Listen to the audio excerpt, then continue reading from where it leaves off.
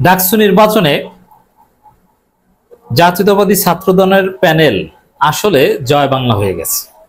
এই প্যানেল বিজয়ের আর সামান্যতম সম্ভাবনা নেই। এক কথায় যদি বলি, এই প্যানেল জয় বাংলা। মানে এই প্যানেলের বিরুদ্ধে এখন অনেকে বলছে যে এদেরকে ক্যাম্পাসে অবাঞ্ছিত ঘোষণা করেন, এদের ক্যাম্পাসে ঢুকতে দেবেন, এদের ঘাট ধরে ক্যাম্পাস থেকে বের করে দেন, এই কথাও উঠছে। ঢাকা বিশ্ববিদ্যালয়ে ছাত্র দলের বিরুদ্ধে উত্তেজনা বিরাজ করছে। আপনারা দেখেছেন যে ছাত্র দলের প্যানেলের এক প্রার্থী মায়েদ, এ ছেলে একটা অসৎ এবং বাটপাট টাইপের ছেলে। এর নারী কেলেঙ্কারি আছে এবং নারীদের সাথে প্রতারণার অনেক অভিযোগ আছে। পদ পদবি পাওয়ার জন্য অনেক নিচে নামতে পারে এই ছেলে, একটা অসৎ প্রকৃতির ছেলে এবং গুজব বাস ছেলে। ফেক পেজ খুলে, ফেক আইডি খুলে প্রতিপক্ষের বিরুদ্ধে গুজব প্রচার করতে নির্দেশ দিয়েছেন এবং এটা ধরা পড়েছিলেন। এবং ছাত্র দলেরও অনেকে এই ছেলেকে নিয়ে বিব্রত। সে মায়ের একটা অযোগ্য ছেলে, কথা বলতে পারে না। ছাত্র দলের প্যানেলে একজনকে আমি ভালো বক্তা পেলাম না। ভিপি প্রার্থী মাওলানা আবিদ আমার মনে হয় সুন্দর কোরআন তেলাওয়াত করতে পারেন, কিন্তু কথা বলতে পারেন না, ভালো বক্তা না। কিছু কবিতা আবৃত্তি করেন, যেটা বিরক্তিকর।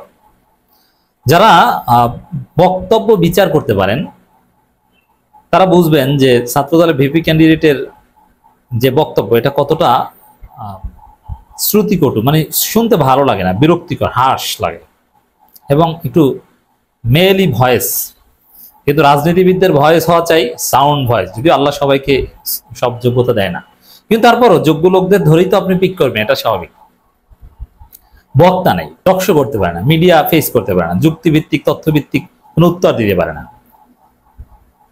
সরাসরি প্রশ্ন করলে কিভাবে ডিল করতে হয় এটা পারে না। মানুষের মুখের কথা পারমাণবিক অস্ত্রের চাইতেও ভয়ানক। ঢাকা বিশ্ববিদ্যালয় ছাত্রদল নানানভাবে তাদের যে করুণ অবস্থা ছিল সেটা কাটিয়ে কিছুটা দৃশ্যপটে ফিরতে পেরেছিল, কিন্তু ওই মায়ের ছেলেটা একাই সব শেষ করে দিয়েছে, সব তছনছ করে দিয়েছে।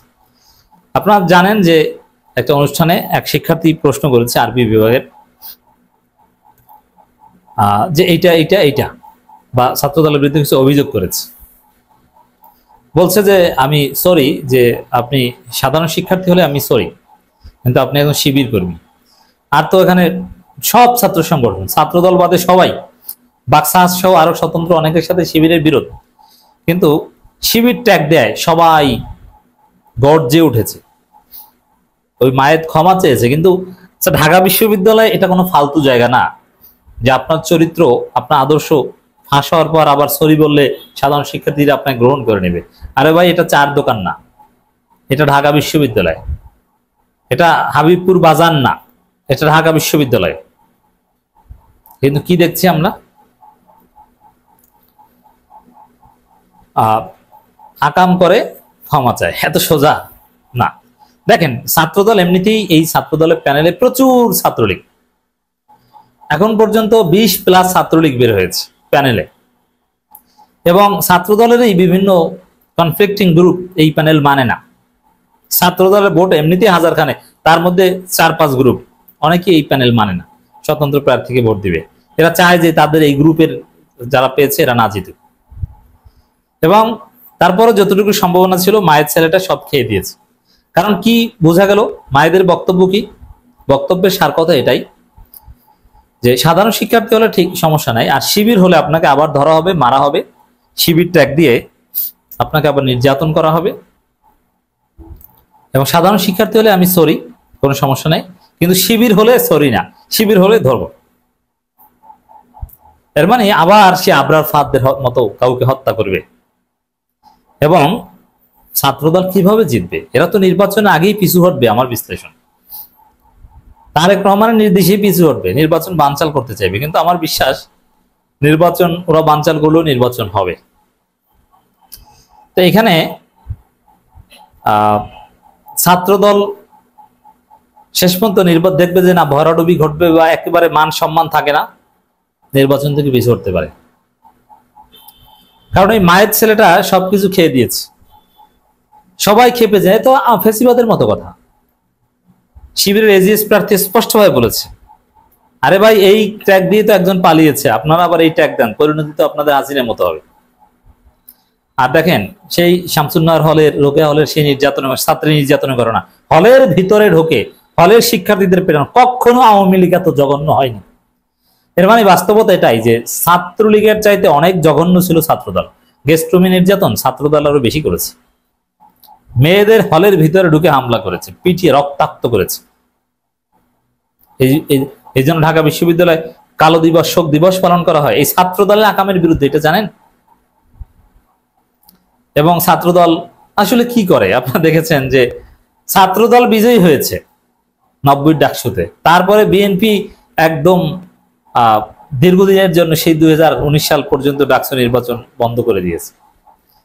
অথচ এর মধ্যে বিএনপি অনেকবার ক্ষমতায় ছিল, তারা ডাকসু নির্বাচন করেন। এর মানে কি আসলে ডাকসু বা এই ধরনের নির্বাচন এগুলো বিএনপি ভয় পায়, এগুলো তাদের কাজ না। এই এলিট মেধাবীদের কাছে তাদের গ্রহণযোগ্যতা নেই।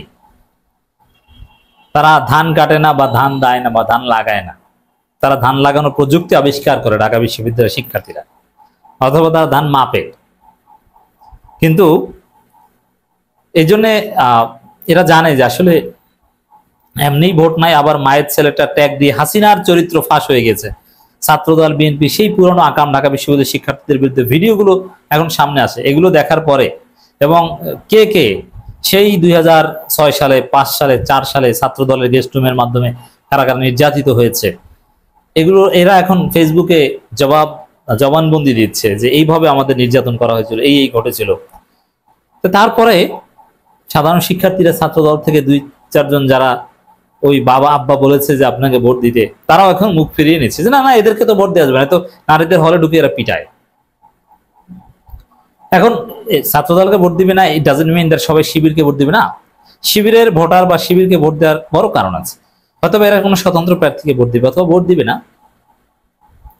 শিবির জিতবে কি জিতবে না আমার এই আলোচনার বিষয়টা না। এই আলোচনার বিষয় হচ্ছে ছাত্রদলের সম্ভাবনা যতটুকু তৈরি হয়েছিল মায়ের ছেলেটা খেয়ে দিয়েছে। ছাত্রদলের আন্তর্জাতিক সম্পর্ক বিষয়ক সম্পাদক সে নির্বাচন করতে চাচ্ছে না, মানে আসলে নির্বাচনের আগে ছাত্রদল পিছু হটতে পারে তারেক রহমানের নির্দেশে। ডাকসুর এজিএস প্রার্থী মহিউদ্দিন, ঢাকা বিশ্ববিদ্যালয় শিবির সেক্রেটারি, তিনি বলছেন শিবিরের কারো প্রশ্নকে অগুরুত্বপূর্ণ মনে করা সমস্যাজনক।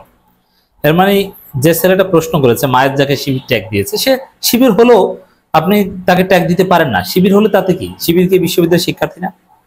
এখানে মূল পরিচয় এখানে শিক্ষার্থী কিনা, শিবির শিবির না এটা তো আপনি বলতে পারেন না। এর মানে স্পষ্টত ছাত্রদলের আকিদা ফেসিবাদী শাহবাগী আকিদা।